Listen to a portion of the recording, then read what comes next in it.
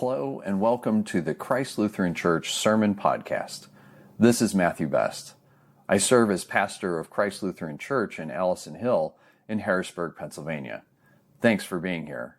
If today's message connects with you and what you're going through, brings you inspiration, or offers connection with God, I ask you to please stay on after the message for just a few moments to learn ways to connect with the congregation and the health ministries that we offer. And now, let's dive into God's Word.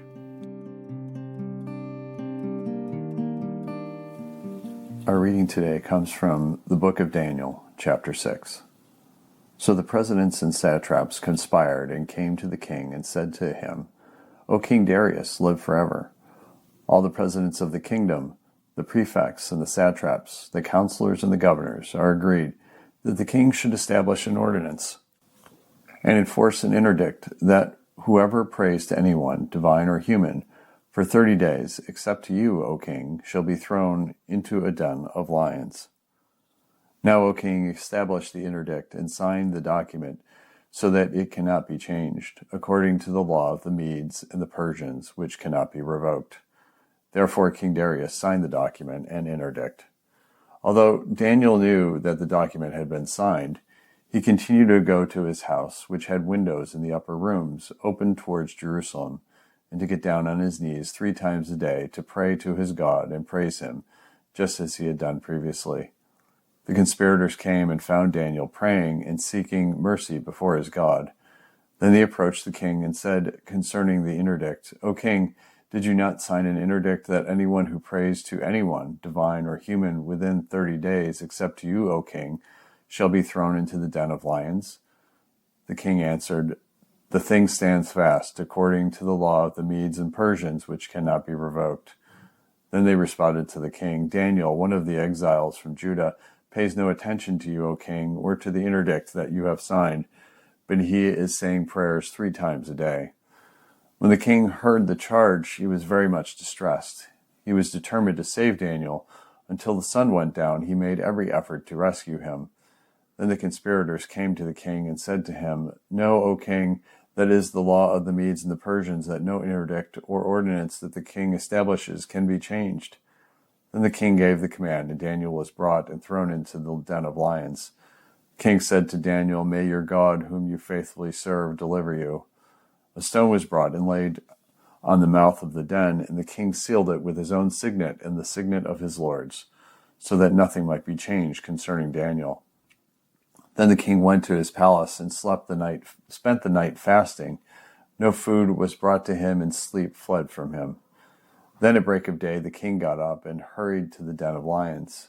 When he came near the den where Daniel was, he cried out anxiously to Daniel, O Daniel, servant of the living God, has your God, whom you faithfully serve, been able to deliver you from the lions? Daniel then said to the king, O king, live forever. My God sent his angel and shut the lions' mouths so that they may not hurt me, because I was found blameless before him and also before you, O king. I have done no wrong. Then the king was exceedingly glad and commanded that Daniel be taken out of the den. So Daniel was taken out of the den, and no kind of harm was found on him, because he had trusted in his God. The king gave a command, and those who accused Daniel were brought and thrown into the den of lions, they, their children, and their wives. Before they reached the bottom of the den, the lions overpowered them and broke all their bones in pieces. Then King Darius wrote to all peoples and nations of every language throughout the whole world, May you have abundant prosperity. I make a decree that in all my royal dominion people should tremble and fear before the God of Daniel, for he is the living God, enduring forever. His kingdom shall never be destroyed, and his dominion has no end. He delivers and rescues. He works signs and wonders in heaven and on earth, for he has saved Daniel from the power of the lions. The word of the Lord. Thanks be to God. On my way into church, depending on which way I come in, passed down this one road, and I saw a sign right out at the street. And it was one of those homemade signs. White corrugated plastic and it had marker writing on it.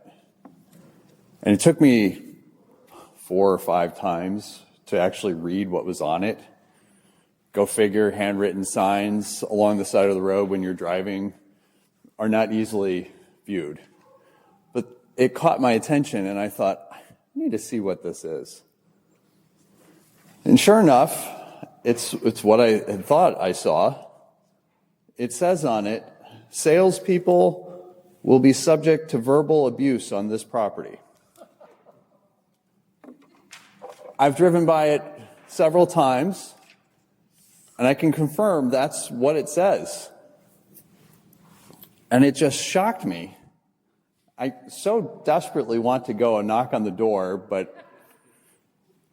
and say, I'm not selling you anything, but I'm really curious, what happened to you that makes you take a sign, put energy into it, not very artistic, but put energy into it, and go out to the end of your yard by the road and stick it in the ground? What happened? I have no idea. I also don't really want to go on the property, because I have a feeling it's not just salespeople who will be verbally abused on this property. That was underlined, by the way. But wow. When I read that, when I think about that, the thing that comes to my mind is the cruelty is the point. The cruelty is the point. There's a lot of cruelty in the world. It's nothing new. It's been going on for a long time. It shows up in a lot of ways in the world. The cruelty has been a common experience. Humanity is really good at being cruel. We shouldn't be surprised by it. It shows up in policies like separating children from parents, the border. The cruelty is the point. It shows up in our past, in our nation, with lynchings. Cruelty is the point. It shows up in chattel slavery and Jim Crow laws and segregation. The cruelty is the point. It shows up in creating internment camps for those of Japanese descent. Cruelty is the point. It shows up in targeting LGBTQ plus folks for which bathrooms they're using or other ways of how folks are treated. The cruelty is the point.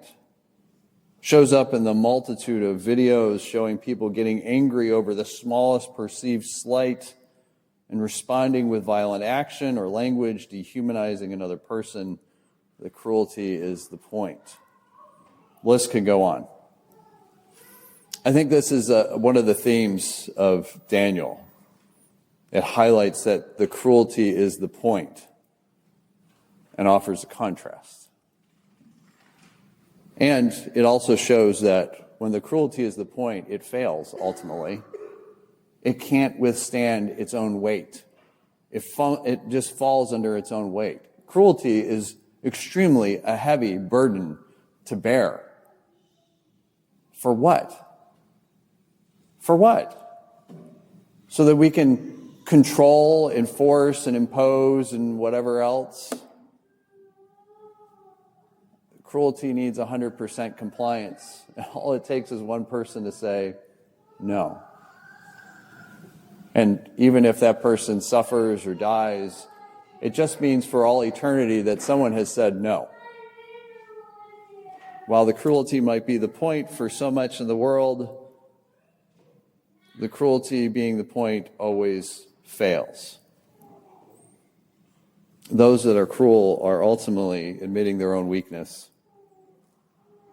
They can't handle people telling them no. They have control issues.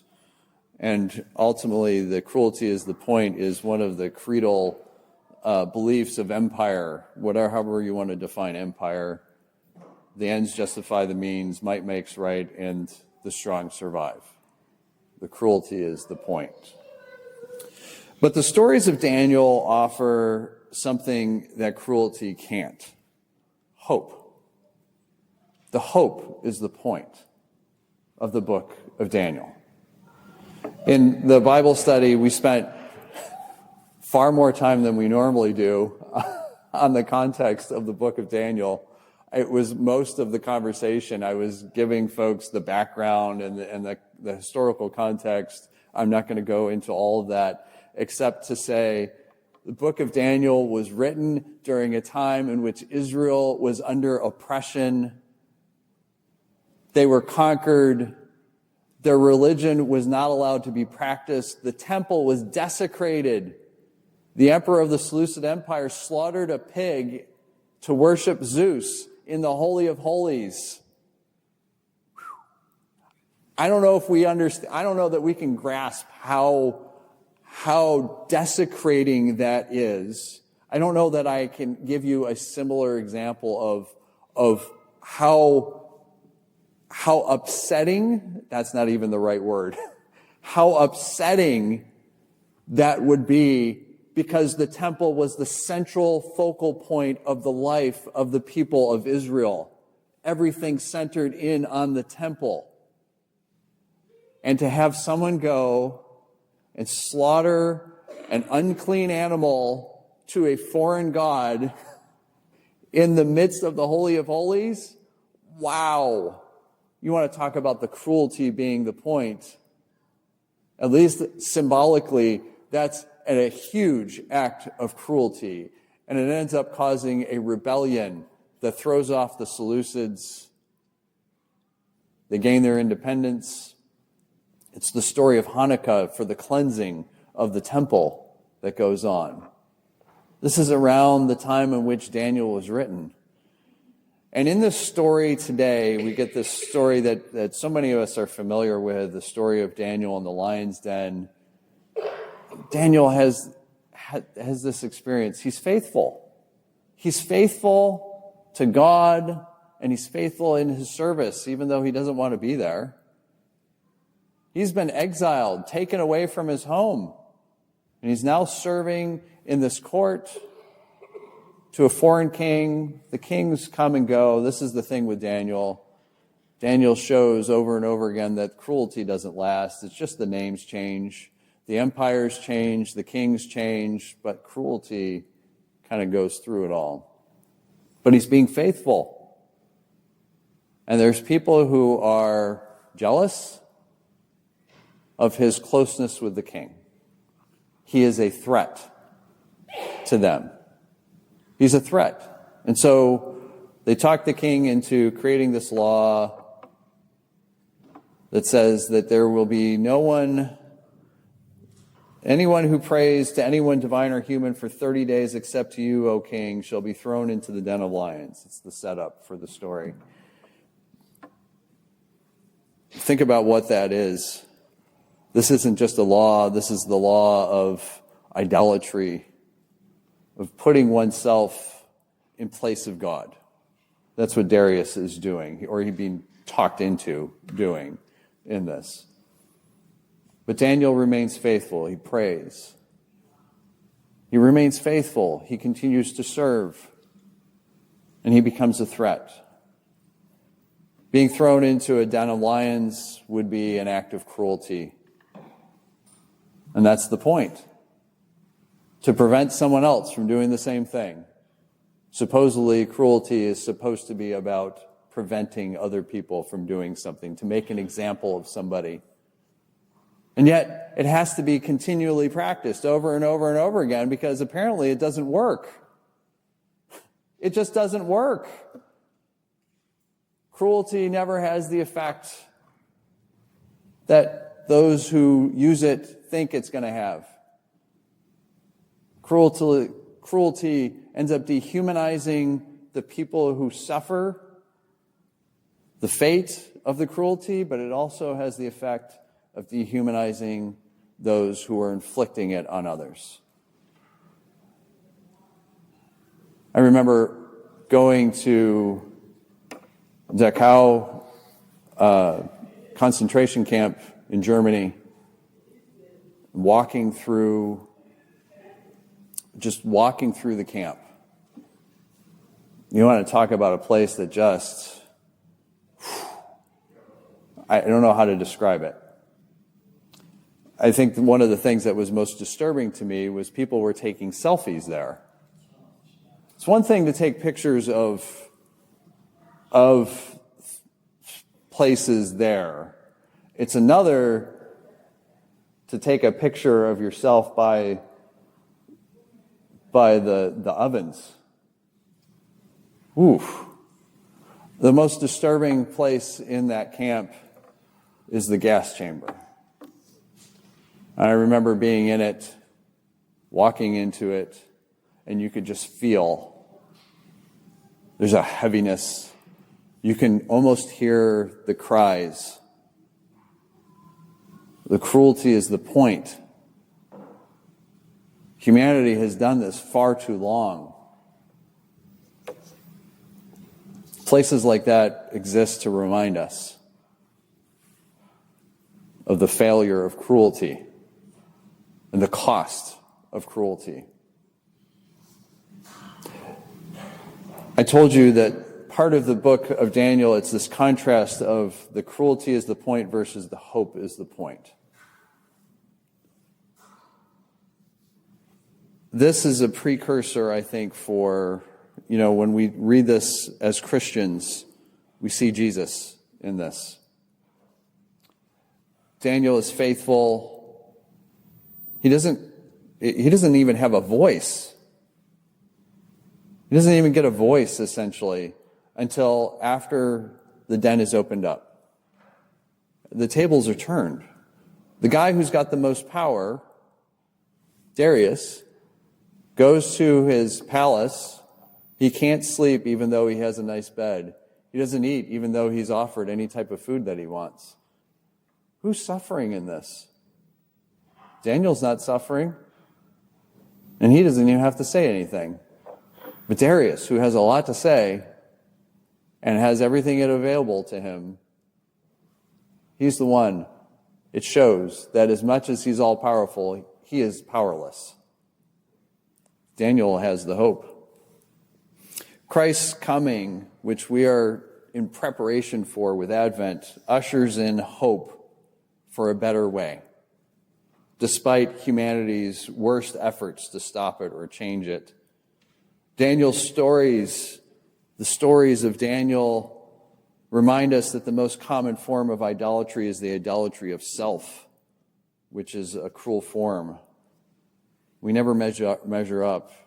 We suffer our own consequences. It's the audacity to believe that we can tell God what to think based on our own preferences and desires. This isn't anything new. The idolatry of self tries to make us into something we are not. It tries to make us into something more, as if being human is not good enough. It tries to tell us that we lack what we need, and it's really based on humanity's addiction to control. There's a quote that I found this past week. It's by Stephen Mattson, who said, "When you claim to be a Christian, you're claiming to reflect the very person of Jesus, publicly declaring that his spirit abides within you." So when someone claims to be a Christian but commits acts of hate, violence, or oppression, using their faith as a rationale, they're taking God's name in vain by committing the worst type of sacrilege, facilitating evil in the name of God. I think there's more to this also, is that when we claim to be a Christian, we're also claiming the hope that Jesus offers us. We're called to embody Jesus' hope in a world that desperately needs it. What is hope? It's not wishful thinking. It's not positive thinking. It's not the power of positive thinking. It's not any of that type of stuff.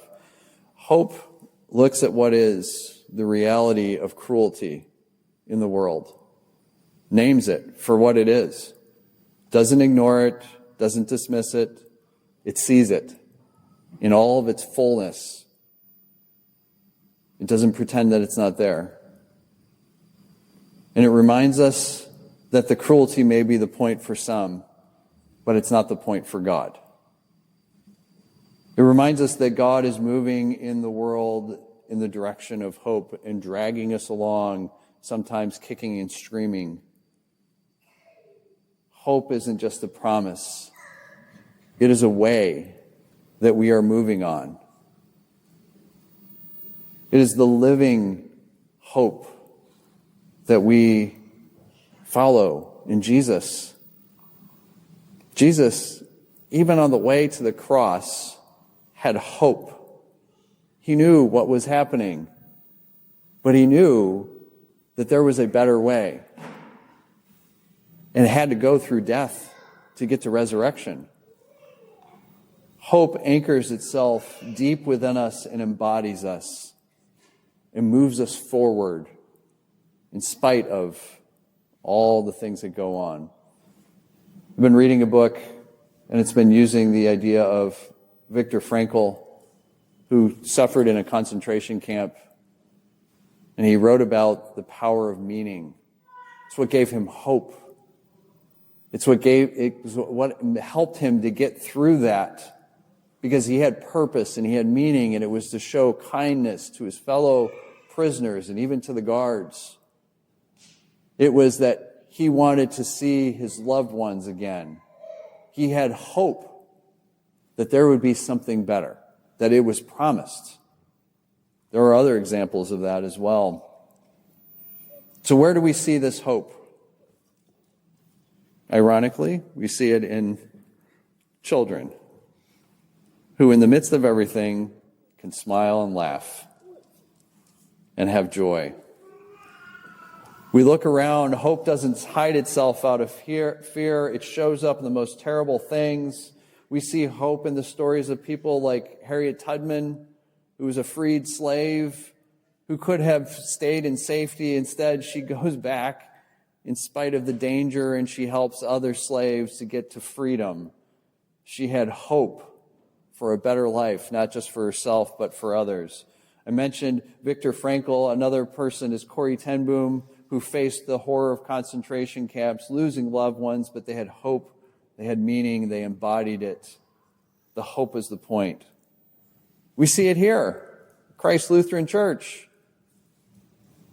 Oftentimes, I have this tendency to say that I think it's almost easier to see the gospel here than in a lot of other places. In spite of the fact that we're surrounded by a whole lot of stuff that goes on, literally outside of the doors of the church, there is a lot of hope in this place. We see it in the clinics. I've mentioned this. How many thousands of people have been impacted by the clinics? That's hope. We see it in the ministries of this congregation. Next week, we're going to see it. We'll see it, pictures in front of the tree, offering hope, smiles, a time of rest, a time to just be together. We see it in groups like Power to the Hill, like the Joshua House over on Market Street, Gather the Spirit, the Catholic Worker House, Christian Churches United, and so many others in just this community, impacting so many lives every single day. We see it in the form of handmade blankets being sent in from around the world for the Memorial Blanket Project that will go to people who are unhoused.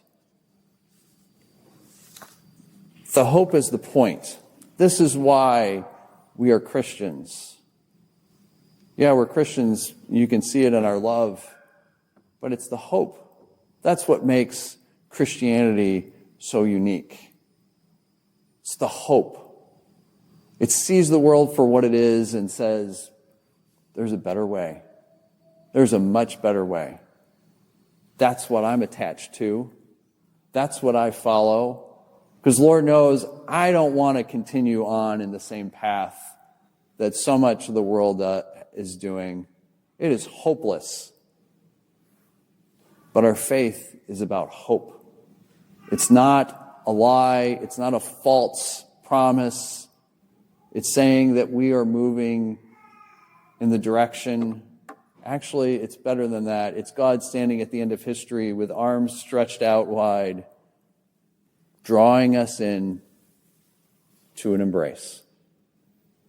The hope is the point. We need to stick to that. That is our hope. Thanks be to God. Thank you again for listening to the Sermon Podcast. I'm always happy to have a conversation or pray with you.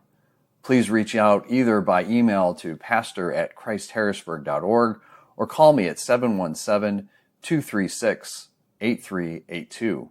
I'd also invite you to be part of worship on Sunday mornings at 10:30 a.m. We're a very diverse, open, affirming, and laid-back congregation. Christ Lutheran Church is located at 124 South 13th Street in Harrisburg. Parking is along the street. You can enter the building through the side entrance on South 13th Street or at the corner of 13th and Thompson Streets. And lastly, check us out on the web. Our website is christharrisburg.org. There you can learn more about and offer your support for the congregation as well as the health ministries and free clinics that we provide to people in need in our neighborhood. I invite you to follow us on Facebook and Instagram also at Christ Lutheran Harrisburg. Thank you. I look forward to connecting with you, and I pray that you have a blessed week.